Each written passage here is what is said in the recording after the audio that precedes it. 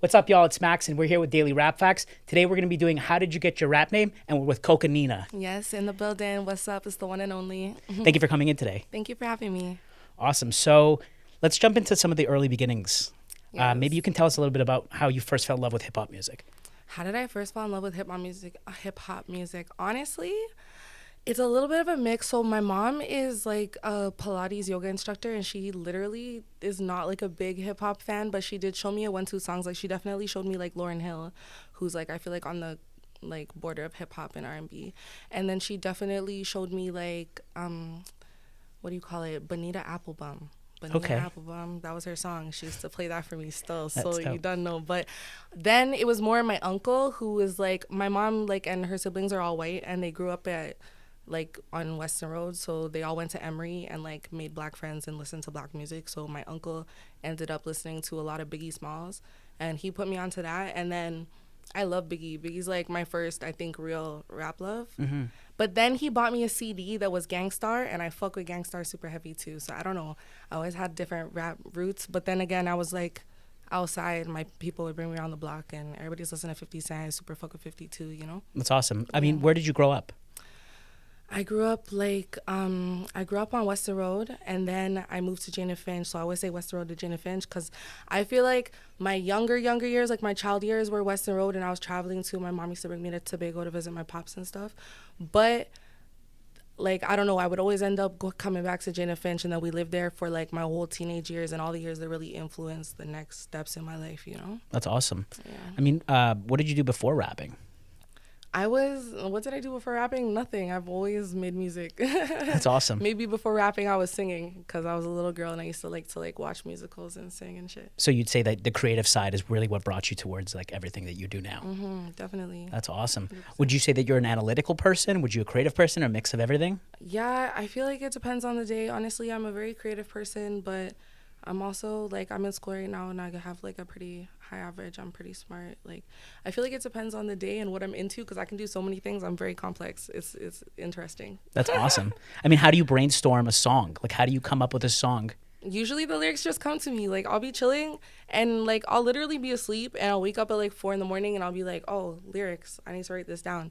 And then I do that because it happens. But then other times I'll go to the studio and my manager will just play a beat, my manager / audio engineer, and we'll just roll to it and then we'll fuck with it and then boom, That- 15 minutes later there's a song, you know? That's awesome. I mean, today's podcast is actually sponsored by Stu Finder. So if you're ever looking for a studio, check out Stu Finder. It's an awesome place to find studios. You know what? I actually exclusively record at Abstract. That's awesome. Yeah, me and Ante go way back. He's like, when I was having like tough times in the industry and shit, I met him and it was just perfect timing, perfect place. Now him, Ante, Melissa, that's squad, and yeah. You hear that? We need to get Abstract on Stu Finder. Definitely put them on there 100%. Yeah. Yo, so If you love it that much, it must be great. it's popping, and they have like courses and stuff too, and they help with artist development. Sometimes I help out, you know, you can come and I don't know if I have time, I can stop by sometimes and give, you know, a little word, and they have like A&Rs and like everybody that you, if you're trying to get into music, if that's what you want, then they're like a good stepping stone into that. Would you say that that's something you find passionate in is teaching? Yeah, like I like doing things that like are selfless. Like I volunteer every year to do stuff for the community, for the kids in the community. And I've always been like that. Like even when I was living on Finch, like I was that like 15-year-old that had like a bunch of 10-year-olds with me and I'm walking them to the community center, Driftwood Community Center for some free event. You know? awesome. Everybody's like, are those your kids? I'm like, fam, I'm 15. Like calm down. These are my brothers and my brothers' friends. Chill. Well, you've got great vibes, so I'm assuming that you just attract people. You just gravitate towards Trust you, right? me. People love me so much that sometimes they hate me and they get obsessed and it's not my fault. I'm just popping. Like, That's amazing. I mean, have you ever gotten feedback from like family or friends about your music, or is that something Yeah. that they don't really touch on? no, literally my mom, like I get messages on Instagram from people and they're like, oh my God, your mom showed me your music and I fell in love. I love it. I'm just so happy for you. And your mom really fucks with your music. And I'm like, that's so cute. But my mom's like that. We'll be out and she'll be like, did you hear Cocanina? Like, did you hear her latest track? Okay, you didn't? She's like, oh, do you like more conscious stuff? She does that too. Like my mom will That's get amazing. in your face with it. It's amazing. When was the first like rap song you heard? Like, at what age did you hear it? I feel like I don't even know. I couldn't tell you. I don't know. My mom had me all over the place. I don't know. Not in a bad way or nothing. She was pretty responsible for a young mom. She wasn't the youngest. She had me at 25. But, like, she had me out and about, and I was I don't know. And there was always older kids in the neighborhood and shit playing their music. The first like female rap song that I felt like I heard on my own accord was when I was like in I think I was grade 4 or 5, and this girl in my class was listening to Itty Bitty Piggy by Nicki Minaj, and that was like the first female rap song that I was like, oh shit, okay, if I get Itty Bitty Piggy, it's a bop. I was like, what? Okay, I was like the first one I really got into. That's awesome. But then again, Salt and Pepper too, like, I don't know. And I can't even tell you when I heard it because I feel like it was just a long time ago. I don't know. Yeah, for me it was Tupac Changes. Like I think I was like 7 years old. My brother I have a way older brother. He had a Tupac Changes, like you know those songs, those single CDs that they used to have, like just 2 songs on a CD. So it was like when you put that thing in there, you're just playing it back over and over and over again. Same track. Yeah, that's a good song too. That's a good song. It's huge. When did you know that rapping was like the right thing for you? Like when did you decide like this is what I want to do? This is the only thing that I want to do? When did I decide that? Probably not officially until I was like 18. That's awesome. Yeah. I mean, it's a good age to think about it. Yeah, I was always rapping. Like I used to go to Urban Arts and freestyle battle rap, and just like I recorded 1-2 tracks there, but they weren't like great. I don't know. I like the quality was different. I still listen to them every now and then. Like it's not like the songs were bad, but like I don't know. It just wasn't my best work, you know. But can we hear them on DSPs? Are they on Spotify, Apple Music? No, they're not. They're just they're my babies that I just have. I don't even know where the beats came from. Like it was years ago, you know. Yeah, we're waiting for that leak. Trust me. One of these days I'll drop it. That's awesome. That's awesome. So let's dive into your rap name, Cocanina. It's a beautiful name. How did you come up with that name? So my name is Coco, but it's spelled Cocoa. Okay. So growing up, a lot of people who go buy cocoa powder all the time, and I'm assuming pronounce it cocoa powder when they buy it in the fucking grocery store. Of course. For some reason, couldn't say that. I had bare teachers that even when I corrected them, they were like, "Oh, coca, coca, coca." And then it's funny because just where life ended up like taking me later on in life, like I got kicked out of school. I had like 12 counts of assault.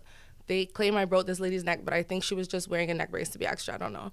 But like I ended up selling drugs and shit. Like I ended up selling Molly for a bit, and then Molly turned into I was selling Cocaina, and then that turned into other shit. And I'm at Urban Arts, and a song by Young Thug just came out, Cocaina, Cocaina, and everybody's calling me Cocaina. I'm like, yo, that's bait as fuck. Holy shit, nigga. Like, what are you doing? Like, you know? That's so funny. I mean, did you ever have any other rap names that you thought you might want to go with? Not really. I don't know. I thought about like maybe like, I don't know, Red something. I was always like, you know, I'm light skinned, so I always got called Reds and stuff. But I still like go by that. Like if you like search up my fucking airdrop, it's Lil Red. That's amazing. Yeah. It's amazing. And was it hard to find a lot of the handles on socials because it's such an interesting name? Yeah. So that's the thing is it's like basically it started with like Cocaina, but then I was like, that's a little bit too bait, so I changed it to something else. I think it was Cocanina or something. Okay. But then I was like, that's hella complicated and it still sounds a lot like cocaine. So I was like, let me just calm that down a little bit more and make it Cocanina.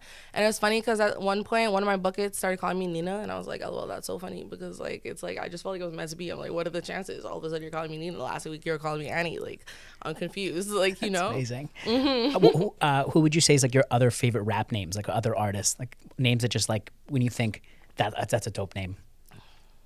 I don't know. Any Sexy Red, anything like that? Quavo? No? I don't know. I like 50 Cent. Cool. That's a cool name. Yeah. I like I think SZA is a very interesting name. She's not really a rapper, but isn't that just an interesting name? Like SZA, like what is that? Of course. I think rap names right now are really crazy. I don't know. I'm not involved. Yeah, like I work with Waka Flocka, and a lot of people ask about his name. Alai, what does it mean? Well, I don't want to. I want to wait till another episode because maybe I'll unlock it in another episode. Yeah, but okay. I can tell you that name is, I think, a lot of the contributing factor to why he was able to break through in a lot of places because it's so unique. Alai? A lot like your name, Trust right? me. And when you have those unique names, you have the freedom to explore. You know, unique SEO. Like people can Trust find me. you really easily. Yeah. When they go on Instagram, it's easy to That's find the you. thing. And when right? you Google me, I'm gonna come up. I'm gonna be the first thing that comes up. And that's part of the reason too why it's like a lot of people ask me, why don't you just go by your name? It's Coco Bell. Like everybody already knows your name. Your house already been rated. Like everybody already knows who you are. Like just be yourself. I'm like, the fuck, I am being myself, but y'all don't know my story. Y'all don't know where I've been from. Y'all don't know what I did. Y'all don't know why I'm here today. That's y'all dope. do not fucking know shit. Yeah. So I just go by what I go by. And the thing is too is when you search up Coco, cocoa beans come up and a whole bunch of other shit comes up, and there's a whole bunch of other people pretending that that's their name even though it's not their name, and they made that their Instagram handle and all that stuff. And I already know I'm one of a kind, so I just made it so that's something even more one of a kind, you know? That's dope. And how do you ideate like names of songs? Like other than your rap name, obviously, but do you like go into a process? Do you take it from the hook? Do you take it from the chorus? I feel like it depends on the song, because sometimes you have a song and the word's only in it once, but it's like at the end of the song, or it's like the first word you say, and it like has a big impact on the track, and then you want to name it that just because it's just is like, I don't know, it holds some type of nostalgia for you. But there's other times when it's like, yeah, it needs to be that, like, you know, like that's it. Trust me, you've chosen it, and that's the way you're gonna go. That's awesome. I mean, I always think about like when you look at names, there's the ones they pull from choruses, or the ones that they pull from different songs, and sometimes it's like a movie inspiration. Have there ever been a song where you had an inspiration from an external place? Yeah, so the first song that I ever dropped on platforms is called Potion. Dope. And I got the inspiration. People were so pissed when I posted on Instagram and I said this, because I got the inspiration from Vibes Cartel, but it's not a Caribbean song. And people were like, this doesn't sound anything like Vibes Cartel. And I'm like, okay, that's because I'm not copying. It's not a dupe. I was just inspired by the song. Like, you know what I'm saying? Yeah. So yeah, definitely Potion is one of them. And then I have a few other ones. Like, I have another song that's named after another song, and it has a sample on it. It's Me, Myself, .I is what I called it. Dope. But it's after Beyonce's Me, Myself, and I. And it has the Me, Myself, and I. That's like one of her best songs. So I had to sample that. I mean, and you've said a lot about like inspirations. Would you say that inspiration is something that drives you to go forward, or do you think that you're like an inspired person on your own accord? I feel like both. I feel like you have to pay homage to those who came before you and acknowledge who's there, because they built the paveway. Like, I'm a biracial, like, black presenting woman. Like, I wouldn't be able to do what I did if I don't acknowledge the people who came before me. That's crazy, because people had to go through shit to get to where they were to make it so that I could do what I'm doing today. Like, you know what I'm saying? Yeah, it's huge. Yeah, trust me. So I think it's really important that you show, like, love and you, like, pay homage to the people before you. But at the same time, I've always been inspired. Like, I've just was born that way. Like, my mom will tell stories like about me just dancing and singing from as soon as I had words and could walk. Like, that's dope. And that's a great piece of advice, is paying homage. Is there any other advice that you would give to up and coming or aspiring artists? Yeah, just to be, I don't know, it's hard out here. Yeah. Just be yourself. I feel like a lot of the time it's easy to get caught up, like you see what other people are doing, and it's easy to let that get into your head. And like I've experienced it. I've seen other people do it where it's like you're just like trying to do something because it's what's happening, and it's like that's stupid. Every time I've ever done that, I fucking regretted it. I refuse to do that shit. That's why I'm dropping 3 projects this summer and nobody can tell me shit. And even though people are like, oh, you should spread it out 2 weeks apart, I'm like, bitch, but that's not me. So let me just do it the way I do it, because I record a lot of music and I have to put it out. So like I'm just gonna do it back to back to back, and like if you guys are fazed by that, I'm sorry. What's the vibe of the upcoming music? It's gonna be more Caribbean vibes. Okay. Yeah. Caravana? Yeah. Any premieres for Caravana? Yo, not really. I don't know. I have to get into it. Honestly, I've been so consumed with everything that's been going on in my life. I'm just like trying to put my music out, and then I have like drama. But as soon as this is over, then I'm just fucking game time focused. A lot of your songs are really like bops, like they're club bops. Like they're something you turn up at the club too. Would you say that you ever go to like the club because you want to have fun, or do you go to the club because you want to see the experience of what people are doing and listen to the music? If I'm at the club, it's definitely because I want to have fun. If I'm at the club, I'm with some bitches getting ratchet. I'm with some ratchet bitches that are twerking upside down, taking shots of fucking Remy, not Henny, because bitches don't have. I love ratchet bitches. I love turning up with ratchet bitches. I love being outside with some ratchet hoes. I don't know. There's just something about it. Like, I hate being outside with stush bitches that just want to like, because they know as soon as they dance, they're ugly underneath people all watching. That makeup. They're ugly as fuck. Yeah. You know? They don't want to ruin the makeup. They don't want to sweat it out. Trust me. And that's not me. Like, I'm not that girl. I don't like to wear heavy makeup. I don't like to, like, worry too much about what other people in the club are doing. I like to focus on myself. People always come to me. They're like, oh, so you're just MIA over here in the corner, eh? And I'm like, yo, allow me. I'm keeping a low profile. I'm not taking a picture of you. Leave me alone. Like, fuck. I'm just trying to turn up. Like, you know? Shit. It's crazy. That's dope. Is there anywhere you'd love to travel? Like anywhere you'd love to go and see? Or, maybe you can tell us about some of the places you've been. Yeah, no, I went to Jamaica recently for a video with One Dawn. That was dope. It was really fun. We did a video on Plantation Hill. I was in Kingston, and I went to, what's the last place we went? What is it? I don't know. We went to the popular place where the beaches are. That's awesome. Would you say Jamaica's like one of your top spots? Montego Bay. Montego Bay. Jamaica was awesome. The vibes were so good, bro. Like, Jamaica's crazy because it's a small place and you'll be chilling and like, I don't know, it's a small place. So it's like when you're in the Caribbean, there's just people around. So it's like at one point I was like at Tommy Lee's crib and I was like just chilling like with my people. Like, you know, my sister-in-law was there. Like, it was a vibe. Like, we're just kicking it with Tommy Lee showing us unreleased tracks. Like, we're just like, you know, and that's so cool about the Caribbean is it's just like a close-knit community. It's like at one point we went somewhere. They're like, oh yeah, welcome to you. They're talking to me. They're like some other people's people. So I'm like, oh my God, this is crazy. I'm like, where's the other rappers? Like, I want to, like, this is so interesting. Yeah. Even like we went to a club and then some people pulled up and like we went somewhere else and we ran into somebody else who was super famous from some TV show. I'm so bad with names. Oh my God. It's okay. But it was great. It was like such a vibe. You know what I'm saying? But for me, my favorite place is Tobago. Oh my God. My favorite place is Tobago because it's just so chill and it's just home. Like, I don't know. I don't know if it's because my mom used to bring me there when I was a baby and from when I was little and stuff. It was because I have lots of family there. But something about Tobago is different. Like, when you're in Jamaica, you have to, like, pay to go on the beaches. It's, like, a different vibe. When you go to the beach, it's, like, full of tourists. It's, like, crazy. When you go to Tobago, it's, like, a little bit more low-key. It's a little bit more, like, family, like, village vibes. And it's just, like, beach and just chill and relax. And everybody knows everybody. And it's super, I feel safe. I feel just blessed. Like, it's a different, I feel like Jamaica, you go if you really want to turn up. And then, like, I would go home if I want to just, like, enjoy life. It's dope. It sounds like you, like, live for experience. Oh, I love experiences. It's experiences and good food. What would you say that the experience that you want to give to your fans when they listen to your music is? I feel like it depends on the song. Okay. Yeah. Definitely depends on the song. That's difficult. Like, yeah. If you're listening to, like, This Is Why You Shouldn't Do Drugs, I want you to be, like, on a lo-fi chill vibe. Like, I want you to be, like, kicking it and probably smoking a spliff, just, like, laughing ironically about the fact that you're getting high listening to a song called This Is Why You Shouldn't Do Drugs, because that's just awesome. And it's, like, if you're listening to, like, I have a song called Woman Life Freedom, and, like, that's intense. But, like, oddly enough, that's my most used song on TikTok because it's, like, a conscious song, and it's, like, a lot of people are trying to use the song to spread the movement. So it's, like, yeah, I don't know. For that, obviously, I want you to feel, like, a sense of empathy for, like, what's happening to women all over the world. But then sometimes I just want to get sexy. And that's, like, when I drop songs like Folds. Like, I don't know. It depends on the day. Well, it's important, right? I mean, it's important to, you know, it's important to drive home a narrative of what you want to experience. But at the same time, you want to dial in your own personal experiences, Trust right? me. Yeah. That's huge. So you were talking a little bit about upcoming projects. Can you share anything about them? Like when we're going to be hearing them, when they're coming out? Sorry, I have this annoying nose ringing. Don't worry.